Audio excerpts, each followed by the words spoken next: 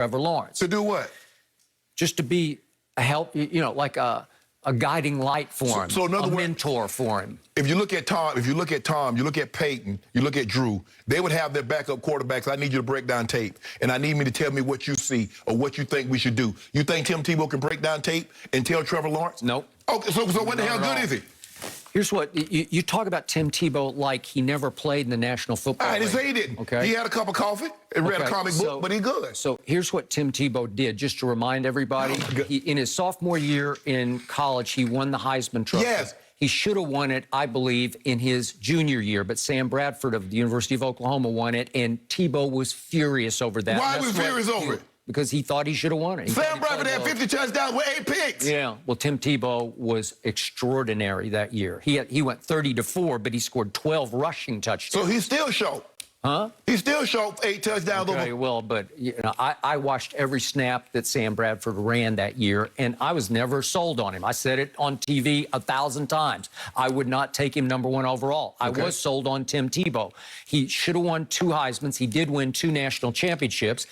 And guess what? Josh McDaniels, you respect him, right? Yeah, I think he's a great offensive mind. He's a great offensive mind. Would you believe that Josh McDaniels did all of his research and all of his homework and decided to pick Tim Tebow in the first round of the draft as a quarterback, not an H-back or a tight end, as a quarterback? Right. Would you believe that Tim Tebow as a first-round pick, and if Josh McDaniels had stayed, if he'd stayed afloat in Denver, God knows, we'd be having a whole different story. Tebow might still be the quarterback. He's a great offensive mind, but that mind seemed to only work with Tom Brady. So I'm going to see what he can do with Cam Newton. We'll see about that.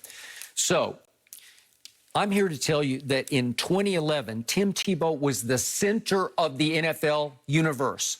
To me, there's never been a bigger single story in any single football season in the history of your league than Tim Tebow in 2011. I dare you to find one that's bigger than Tim Tebow. He was it. It's all anybody wanted to talk about or watch that year. Go look at the ratings of his games, because he did things no one had ever seen before. It was one of the most miraculous resuscitations of a bad football team that was 1-4, one of the great rallies, season-long rallies we've ever seen. He took them to the division championship. He took them to a first-round playoff win at home over Ben Roethlisberger and the Pittsburgh Steelers. And he was, during that season, he became the most polarizing player in all of sports. And I think he remains that. And right here, right now, he is way better known, way more popular than Trevor Lawrence ever thought about being up to this point. But can he play football? Okay, but the point is, you need a mentor. You need a big brother. Well, Tebow knows the heat of the spotlight better than anybody, better than most quarterbacks. Outside of Brady or Peyton, no one's ever been in a hotter spotlight than Tim Tebow. Skip, Trevor Lawrence started 36 games. Yep. He's 34-2.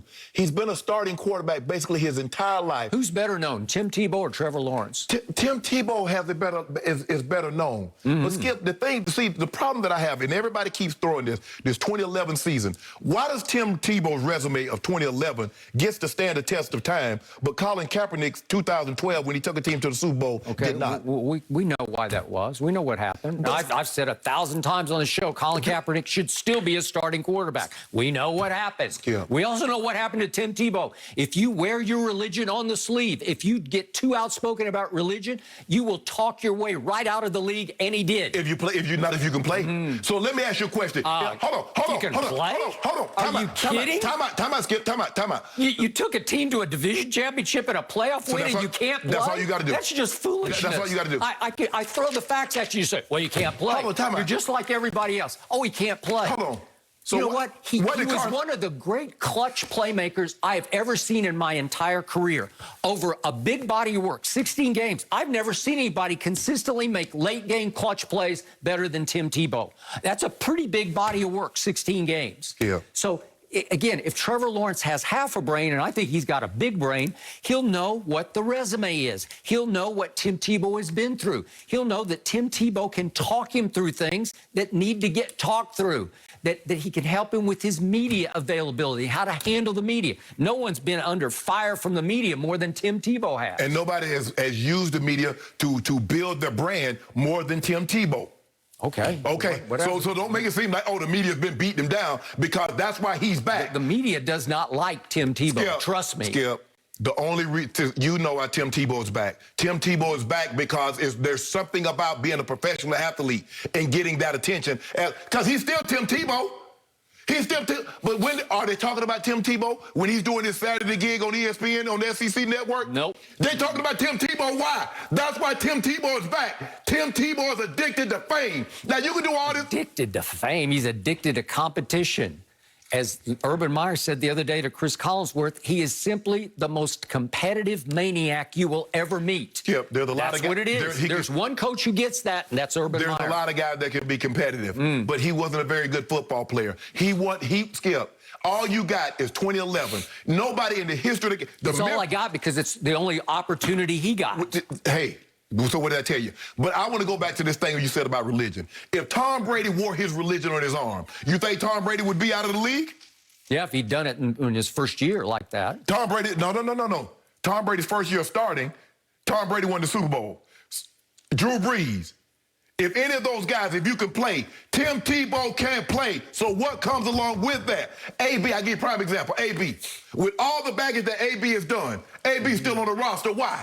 Because he can play. We've had guys that done worse things than Tim Tebow and get chance after chance because they can play. So don't give me this about this religion, Skip. You keep telling me he can't play. He can't. And I keep showing you game after game after game, after clutch play after clutch play, after big pass play, after big run, after big pass.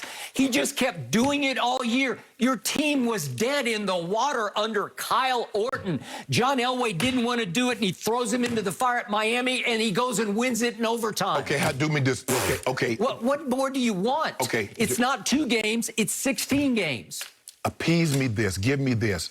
Name the player that could have not taken a snap in 9 years, been away from the NFL for 6 years, come back, change positions, and get a job in the NFL. Just name one guy. Give me one guy. Well, you'd have to give me the scenario in which his college coach, who won 2 national championships with him, suddenly became a first-time pro coach in your league, the NFL. So in other words, it's kind of like what Mike McCarthy did with Ben McAdoo. No, it's not like that. It's not?